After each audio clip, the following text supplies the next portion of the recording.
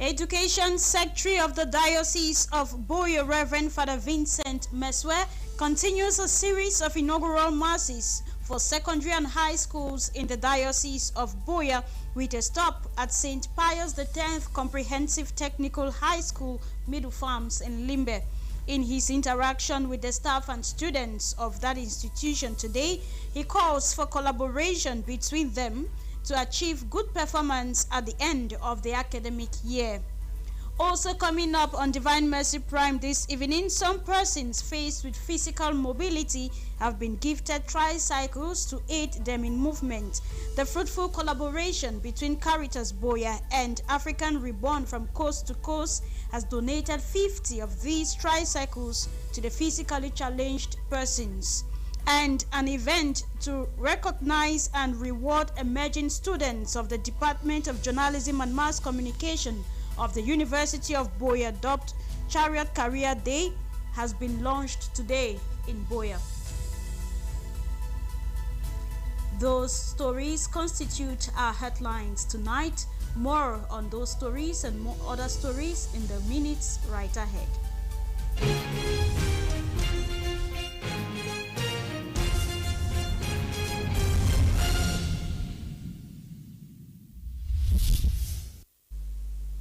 Good evening and thanks for tuning in to watch the primetime news on the Divine Mercy Radio Television. Since the start of the school year 2023-2024, officials of the Education Secretariat of the Diocese of Buea have been organizing masses for learners and teachers of secondary and high schools in the Diocese of Buea. Today, the Education Secretary, Reverend Father Vincent Mesue, made a stop at St. Pius X Comprehensive Technical and Commercial College in Limbe, where he urged them to cooperate with each other to achieve the success at the end of the school year. Nadesh May accompanied the Education Secretary. She now reports. It is with this beautiful musical orchestra that the students of St. Pius X Comprehensive Technical High School Limbe welcomed the Catholic Education Secretary of the Diocese of Buea, Reverend Father Vincent Mesue, to the inaugural Mass for the 2023-2024 academic year. During the celebration, Reverend Father Vincent Mesue welcomed the students and staff of the institutions, especially the first batch who are in Form 3. The Catholic Education Secretary for the course on the staff of the institution to understand the responsibility of their task, which is to direct the students to a bright future by living an exemplary life. Sometimes this is the age where there is a lot of destruction. This is the age where quite often they have a lot of challenges. This is the age where they can make it or they can marry it. And so, it becomes very important for the teachers to understand the responsibility that they have. It becomes very important for the teachers to understand that these young ones, whose future is very bleak, it's important for teachers to understand that they have the responsibility to direct these young ones to a bright future. While thanking the Education Secretary for visiting the institution, the principal, Sister Vera B. Otia, says this inaugural Mass will impact the students and staff morally and spiritually. It's just a repetition of what we have been doing with them, teaching them and encouraging them, and making sure that they get into their system. Just the good things to do, to become responsible citizens of tomorrow, to be good children both at home, in school, wherever they find themselves. I think the catchword is for them to be able to add value to the lives of others in the society whenever they leave school. And to do this, they must be obedient, they must listen and put into practice all that they have learned. Students and staff, with excitement glaring on their faces, revealed they are living fulfilled as they are taking back with them words of wisdom bestowed on them by Reverend Father Vincent Mesue. We are very happy to have the Education Secretary in our midst, Father Vincent Mesue, for our own Mass. we are very blessed because at the end of the day, the mass was not, it was like a form that it teaches us so many things and use it as a means to advise the students, the teachers, and you also explain how they started this Psychotech, this institution. The words that they give us, the words they give us to empower us to keep on moving. After celebrating Mass with the staff and students of the various Catholic schools in the Diocese of Buea, which started on the 27th of October 2023, Father Vincent Mesue gives his overall appraisal of the beginning of the school year. Except it has been very, very good, especially looking at how the children are able to prepare the liturgy. From that point of view, their active participation in the liturgy, the way the singing is rendered, I think it gives me joy to know that we are preserving that Catholic identity of our schools. And same too with the teachers too. Their involvement in all the activities, especially during my visit in the schools, also show that the teachers too are doing very well. The staff and students of St. Pius X Comprehensive Technical High School Limbe are expected to cooperate with one another so as to be a positive product in the society. An organization by name African Reborn from Coast to Coast Incorporated, in collaboration with Caritas of the Diocese of Buea, has donated 50 tricycles to some people living with physical mobility challenges in Buea. These tricycles will help those with walking disabilities move from place to place and also ease their day-to-day activities. Joseph Otop was at the Caritas premises this afternoon to witness this donation. He now reports. I would like to thank you all for being here. Unfortunately, the goods arrived after I had left.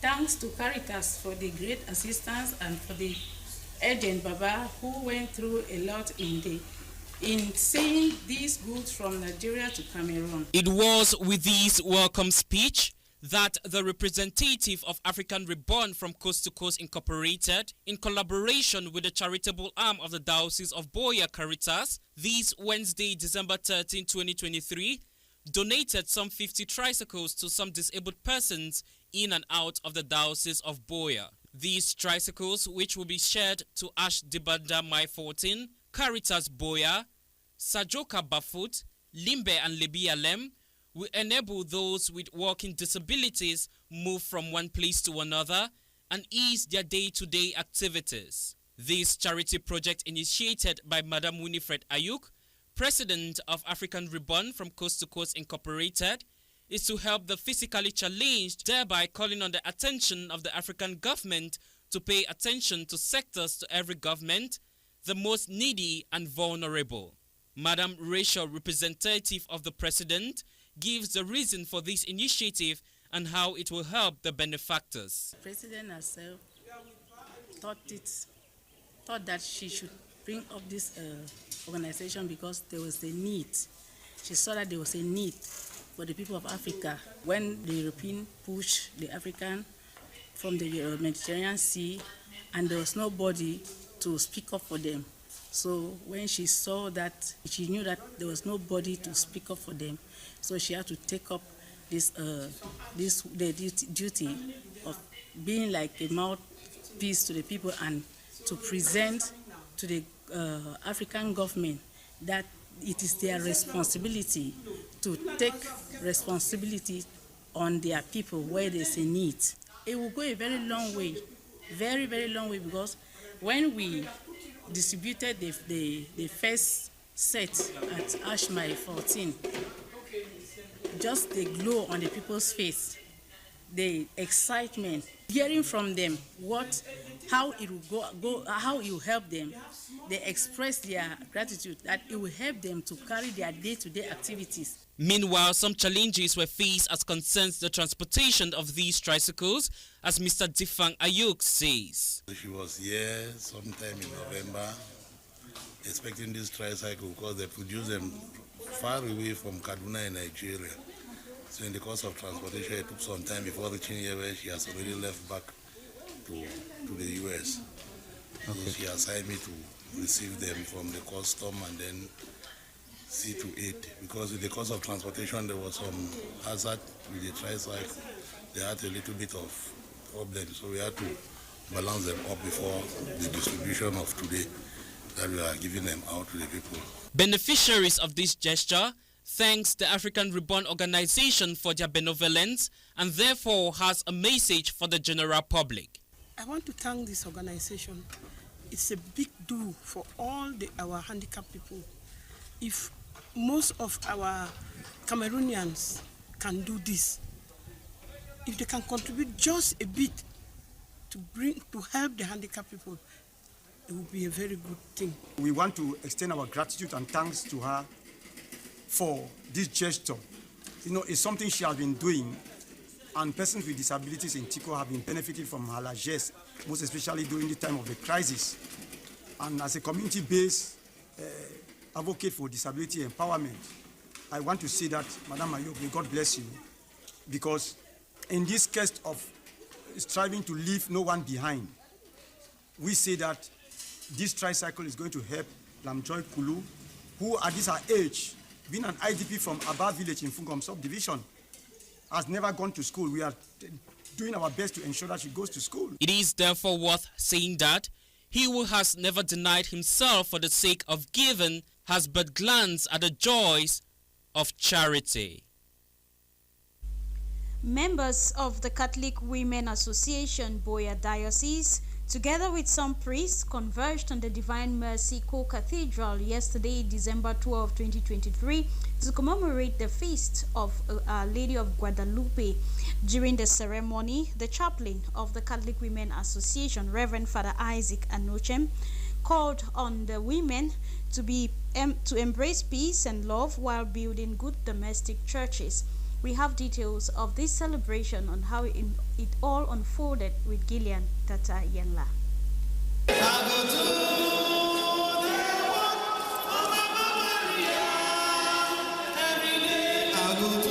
Celebrated every December 12th, the Feast of Our Lady of Guadalupe is a day that brings together members of the Catholic Women Association from different branches and divisions of the diocese under the canopy name of Our Lady of Guadalupe, Diocese of Buea. The day is remarkable to the mothers as it gives them the opportunity to thank God and to continue to pray for the intercession of the Blessed Virgin Mary. During the Eucharistic celebration, Reverend Father Isaac Anuchem, Diocesan Chaplain of the Catholic Women Association, urged the mothers of the Church to be charitable, modeling their lifestyle to that of the Blessed Virgin Mary.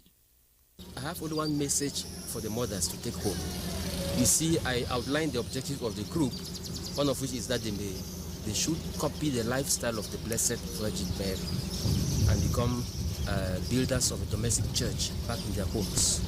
So my message to them is that they should continue to trust in the Blessed Virgin Mary, because trusting in her and addressing your problems to her, she will properly intercede for you with her Son, our Lord Jesus Christ, for things to happen, as we saw in the miracle at Tapek Hill in Mexico City.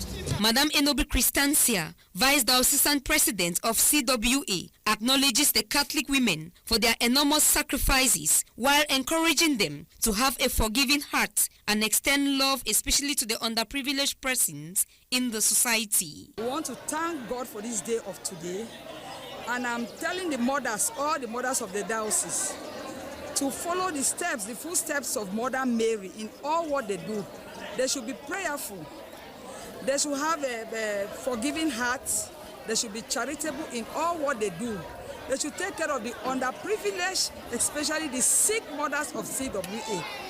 We have to, it's a must, all CWA mothers must emulate the example of Mother Mary. Filled with so much euphoria, Dr. Mirabel Momeni, member of the CWA, Queen of Heaven Division, Moliko, says the women are living zealous as they continue to uphold the mission and vision of the Catholic Women Association.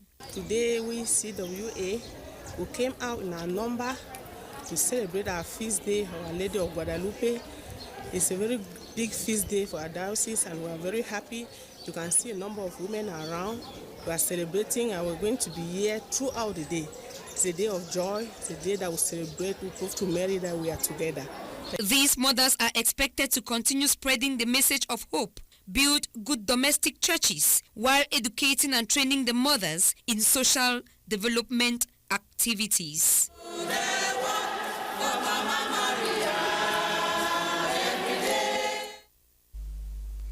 Priests of the Diocese of Buea have emerged victorious in a friendly football encounter with the staff of Bishop Rogan College. The encounter took place yesterday, Tuesday, December 12, 2023, at the Minor Seminary Field in Small Support.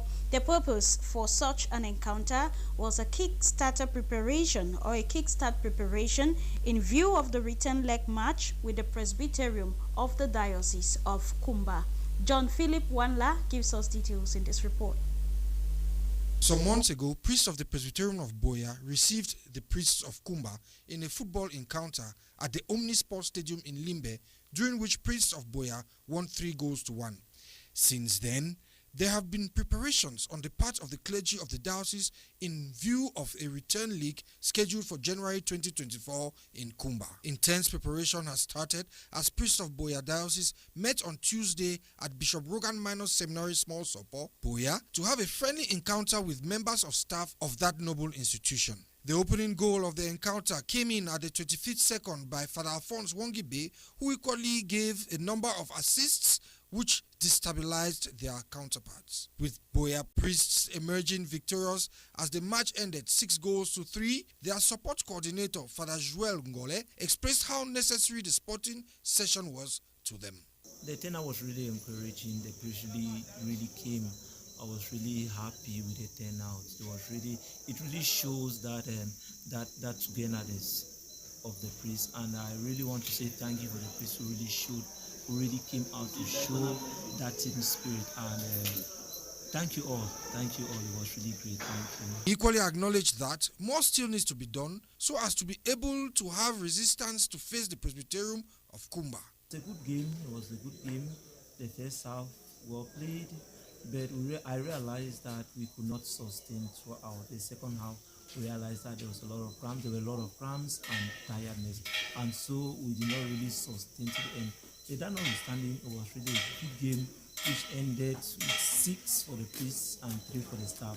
It means we still have a lot of work to do in terms of resistance and in terms of playing better. So during our monthly sports, we'll see how to work on that, and I think in January we'll also organize other test matches in order to see how prepared are we for that game. One of the formators and staff of Bureau called Reverend Christine Nyamjo, who played as the striker of their team, though thankful of the game, expressed some lapses and weaknesses in their squad. It is a wonderful gesture which I must note first.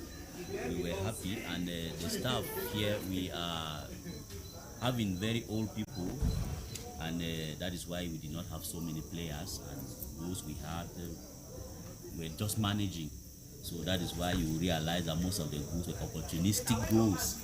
And the match was a very good one, and we are very happy. Next time we will train well and we'll see how to make our team better. With great optimism, having secured a win on this friendly encounter, priests of the Diocese of Buea remain enthusiastic as they await the return league with their sister diocese of Kumba come January.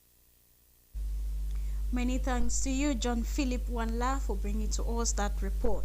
The radio station of the University of Buea, known as Chariot Radio, has launched an annual event known as Chariot Career Day. The theme of the first edition of the Chariot Career Day, empowering emerging radio journalists towards career development, was aimed at providing valuable insight and guidance to these infants in the media field. The occasion featured esteemed guest speakers in the likes of Rene Kache, Elnobi Michael, and Smanjika, who shared their expertise and experience with the students.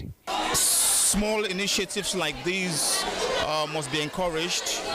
We must always put the initiatives of younger broadcasters first to the fore, because like I always tell people, very little beginnings matter a lot. These are a source of inspiration for some of you who are aspiring to become broadcasters, and I think that students must always take initiatives like this very, very seriously. I think I basically I'm always big on entrepreneurship. I'm always big on finding solutions to problems. So the exchange, which was about finding career path, I had a conversation with them to tell them that if you leave this place, you must not always rely to be a broadcast journalist. There's always other opportunities and other avenues that you can explore. So I think that was a good one today. In addition to the enriching discussions and presentations, the Chariot Career Day also included a special segment dedicated to recognizing outstanding emerging journalists within the Department of Journalism and Mass Communication. These talented individuals honored with awards and recognitions of their dedication and contributions to the field expressed their joy and satisfaction. It's a big privilege for me, not just an award with a bolster, for me to keep on doing that which I'm doing, because definitely that's my passion, and I believe with it I'm going to become that person that I would love to be. I'm so excited because during the voting period, I never knew I'll go up to this stage, because my competitors that gave us, I'm so proud. And in the left, me taking up the mantle was a challenge, a recognition, and I feel fulfilled because I believe that what we have been doing, it has been seen, and that is why I'm able to receive this award today. Representing the head of department, Dr. Lizzie Ningie, was Dr. Divine Bison. Indeed, I'm very, very satisfied. First, standing here in the Nenge, I am very, very elated to be part of this wonderful event. It's the first of its kind, that you bring ex-students and those who are already practicing in the field to come and share their experiences with the students who are still in the university and in the program, because there is a necessity to blend the theory and the practice, and the practice gives them the actual experience out there where they can begin to fend for themselves. And it's not just that they only have to go for radio or for television, but there are other ambits of the profession where they can make at least a living for themselves out of the university. The ceremony ended with a tour inside the Chariot Radio, providing the guests with first-hand information about the present state of the radio. And let's take you out of the national territory. Kenya's 60th anniversary or independence anniversary, celebrated on Tuesday, December 12, was met with positive news, as the country's head of state, President William Ruto, proclaimed that Kenya was emerging out of death issues. Meanwhile, a Pretoria court has ruled that the President Cyril Ramaphosa's recognition of the King of Zulu last year, 2022, was unlawful, potentially setting off a new succession battle. Laura Songanyi took interest in these stories and compiled this report.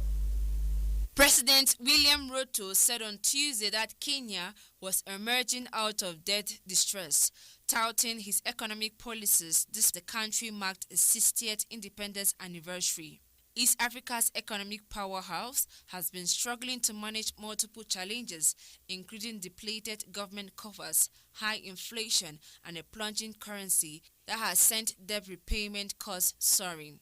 Speaking at a public ceremony in Nairobi to mark the former British colony's Independence Day, Ruto said Kenya was now, without fear of any contradiction, that Kenya is safely out of the danger. Provide any figures on the current level of debt, but said Kenya's gross domestic product had grown by 5.4% in the last 6 months.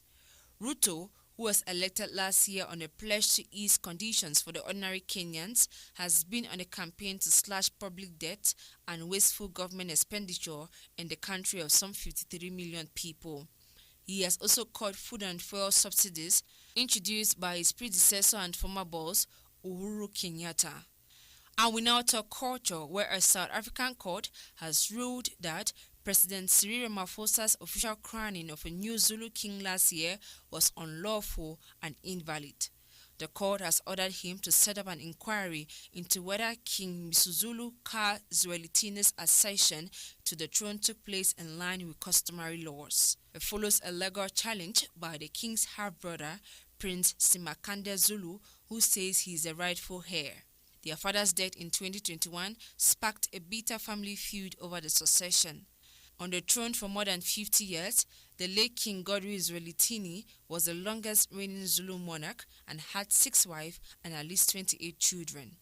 King Msuzulu appeared to have won the succession battle, especially after his traditional coronation in August 2022 was followed by a state ceremony 2 months later when Ramaphosa gave him a certificate of recognition in front of tens of thousands of people. Under South African law, the president gives official recognition to the new king, paving the way for him to be treated like a constitutional monarch and to be funded by the government. However, Prince Simakande had argued that Ramaphosa's recognition of his younger half-brother as a monarch was rushed and failed to follow proper traditional and legal proceedings. Mr. Ramaphosa has not yet indicated whether he plans to accept the ruling or to challenge it in the higher court. The court stressed that as the monarch, he said Ramaphosa had failed to comply with the law which required him to order an investigation into objections to the accession. Worthy of mentioning is the fact that, under Zulu custom, the eldest son does not automatically become king. Good performance at the end of the academic year. Some persons faced with physical mobility have been gifted tricycles to aid them in movement. The fruitful collaboration between Caritas Boya and African Reborn from Coast to Coast has donated 50 of these tricycles to the physically challenged persons. And an event to recognize and reward emerging students of the Department of Journalism and Mass Communication of the University of Boya, dubbed Chariot Career Day, has been launched today in Boya. Thanks for following up all the stories we brought to your attention this evening. Continue watching more programs on DMR TV. Have a blessed evening.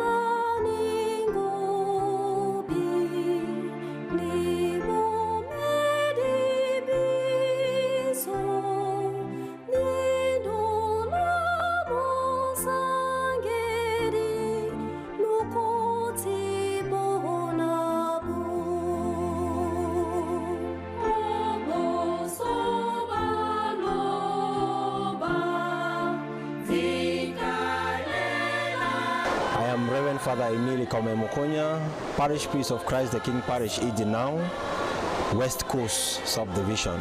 You are welcome, DMR TV, to Christ the King Parish Idinau, the place where things happen. Presently we are at a new church site.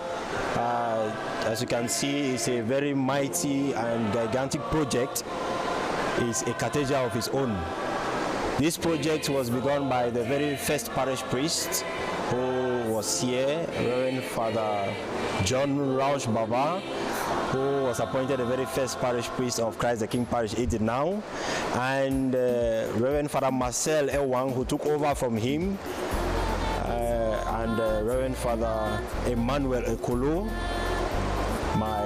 the one from whom I took over the parish. And I want to thank in a very special way the Bishop of the Diocese of Boya, who has this church in mind. It's because of his effort and his love for this particular community that we have this big structure.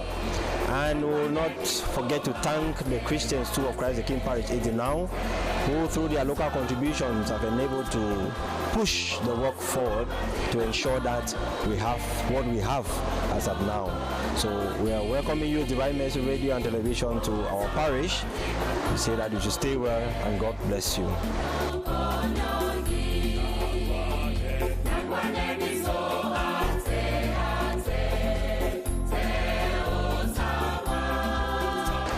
I'm called young Father John Mark Pukwanko, the priest of the Diocese of Boya and parochial vicar of Christ the King Parish, Now.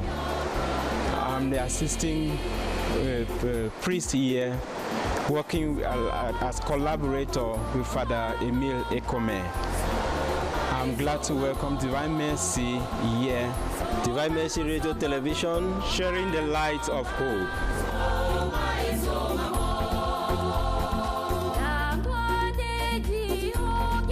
Divine Mercy Radio and Television is welcome to Christ the King Parish Now. I am Tunti Smith, a Christian of Christ the King Parish. Very happy to have Divine Mercy Radio and Television around our area, around our parish, the most beautiful parish within the Diocese of Boya. Divine Mercy, sharing the light of hope.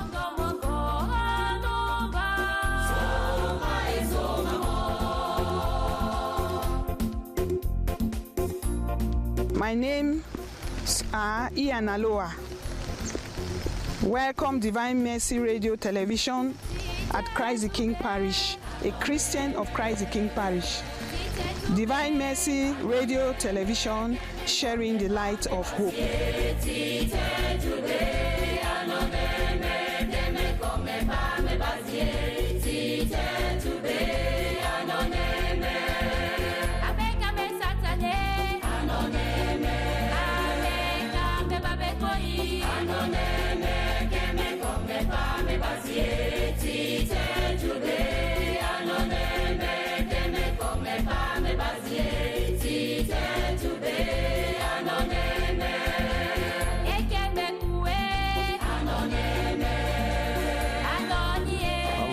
Divine Fondi, the parish priest of St. Peter and Paul Parish, Batoke, which was created in 2018.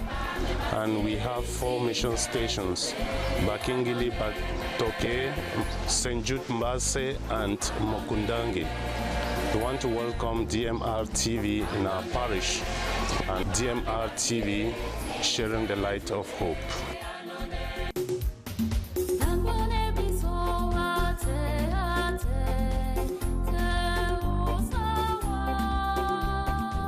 Fabien Peck, I'm the curate of St. Peter and Paul Parish, Batoke. I'm here for now, it's my 3rd year in this parish, working with Father Divan, the parish priest of this parish, St. Peter and Paul.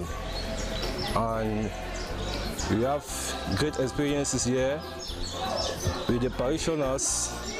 You have morning masses every day. Also, we have also masses on Sunday. We have 4 mission stations. This is the main one. We have another one at Mukundangi, another one in St. Jude Basi, and the other one at Bakingili, St. Andrew Mission Station. I welcome Divine Mercy Radio and Television. May you continue to do your work as you are doing. May God continue to bless you. Divine Mercy Radio and Television, sharing the light of hope.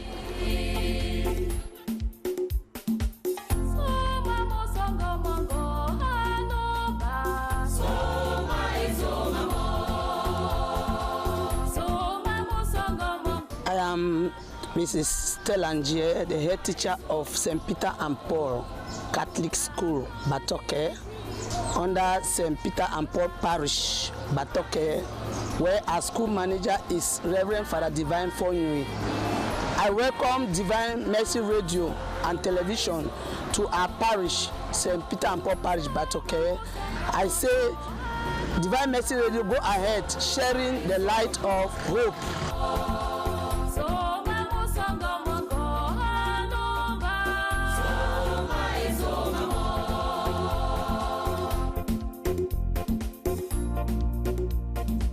I'm Reverend Father Michael Agbecha, the parish priest of St. Patrick Pangeme, also double as the vicar for the laity in the Diocese of Boya. I came in here December 2019, taking over from Father John Chamda, who also double as the vicar for the clergy. Of course, he is the pioneer parish priest of this parish, and I took over from him. It was a mission station of Holy Trinity Parish, Bota, and the creation was in 2019. So I welcome the DMR TV for coming, and of course to make our viewers to know that a parish like that exists under Bota Dinari. We don't have any mission station, but I'm looking forward for that, to create a mission station. For the time being now, we are just here having masses, 2 masses every Sunday. And as the case may be, we're looking forward to have mission station as soon as possible. We welcome the Divine Mercy Radio and Television, Diocese of Boya, sharing the light of hope.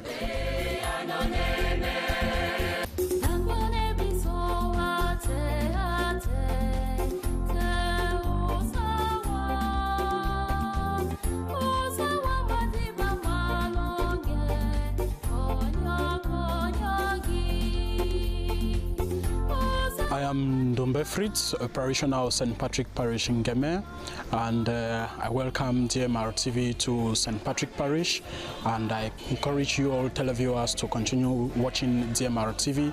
DMR TV, sharing the light of hope.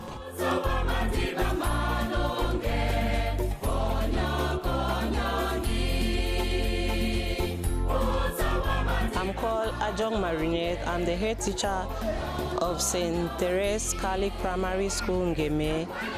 I do worship in St. Patrick Parish in Ngeme. I'm welcoming the DMR TV, coming all the way from Boya. Keep watching DMR TV, sharing the light of hope.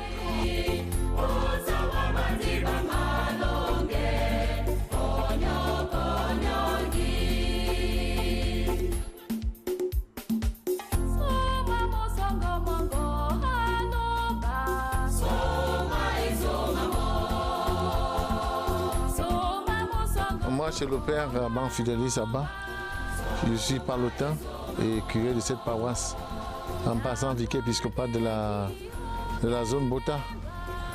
Et ici, c'est la toute première paroisse francophone du diocèse, érigée en paroisse le 4 avril 2021 par Monseigneur Michael Bibi.